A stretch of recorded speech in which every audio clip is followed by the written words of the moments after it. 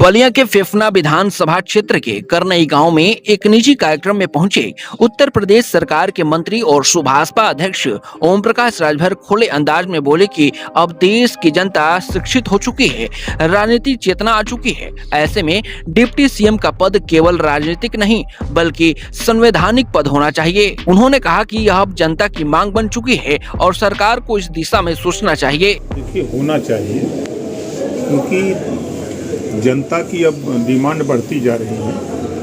हर व्यक्ति में अब जागृति आ गई, शिक्षा बढ़ गया, लोगों में राजनीतिक चेतना आ गई है, तो निश्चित है आवश्यकता उसकी है। उप मुख्यमंत्री पद को संवैधानिक घोषणा करने की आज आवश्यकता है।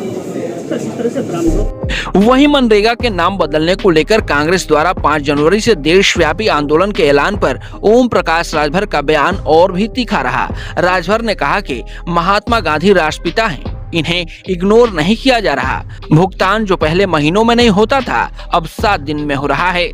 इतना ही नहीं, राजभर ने नाम बदलने को लेकर तंज कसते हुए कहा कि अब दुनिया राम राम कर रही है, तो अगर नाम जी राम रख दिया गया तो क्या बुरा है। महात्मा गांधी सबके पिता हैं, लेकिन जब कपड़े पुराने हो जाते हैं तो उन्हें नया बदल देना चाहिए। पूरे बिहार में 38 जिले में पदयात्रा निकाले, 6 गो सीट यही रिजल्ट रहेगा।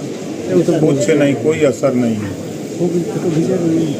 100 दिन से बढ़ा के 125 दिन काम दिया जा रहा, जो भुगतान 6 महीने नहीं हो रहा था 7 दिन में भुगतान होने का आदेश हो गया है। अब दुनिया राम राम कर रही है, तो जी राम जी नाम रख दिया गया तो क्या बुरा हो गया है। महात्मा गांधी जी तो सबके पिता है, ये हैं, तो कहाँ उनको कोई इग्नोर कर रहा है। जरूरत पड़ती है, जैसे देखते हैं ना कि कपड़ा जब पुराना हो जाता है तो लोग नया बनाते हैं।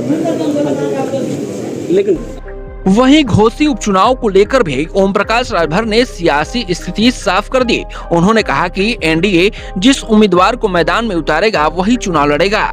साथ ही उन्होंने यह भी स्पष्ट कर दिया कि उनके बेटे अरविंद राजभर घोसी से चुनाव नहीं लड़ेंगे।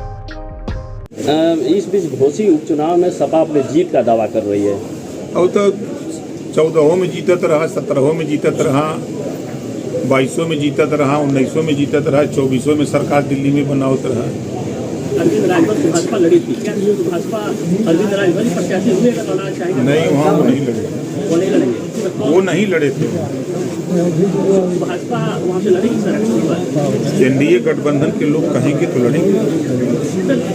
जिस तरह से भाजपा वहाँ से लड़ेगी, एनडीए गठबंधन जो तय करेगा, जो भी वो प्रत्याशी लड़ेगा। हाल में ग्राम सेवक में भर्ती किए, 86 एसडीएम बनाए, जिसमें 56 अकेले यादव को बनाए। यही ब्राह्मणों का सम्मान करते थे उस समय। सरकार मिल जाने के बाद पता लगेगा वहाँ कोई जा पाएगा। वही न 2047 तक समाजवादी पार्टी, कांग्रेस ये सब इंतजार करें, विपक्ष में बोलने लायक बने रहें, बस इतना है। मुख्यमंत्री के खिलाफ कोई साजिश तो नहीं है सर? नहीं यार, भोज का कार्यक्रम था, अब लोग अपना बुला के भोज किए, उसी को तिल का ताड़ सब लोग बना रहे। अरे भैया, पार्टी अपनी उनकी है, उनकी पार्टी के विधायक हैं, तो वो प्रदेश अध्यक्ष से सवाल आपने पूछा होगा, तो आपके लोगों ने पूछा होगा तो उन्होंने उसका उत्तर दिया है। कहा कि नहीं बैठने, नहीं होना चाहिए। जो 5 जनवरी को जो क्यों भोज होगा तो लोग कहीं भोज होगा बुलाया जाएगा तो नहीं जाएंगे।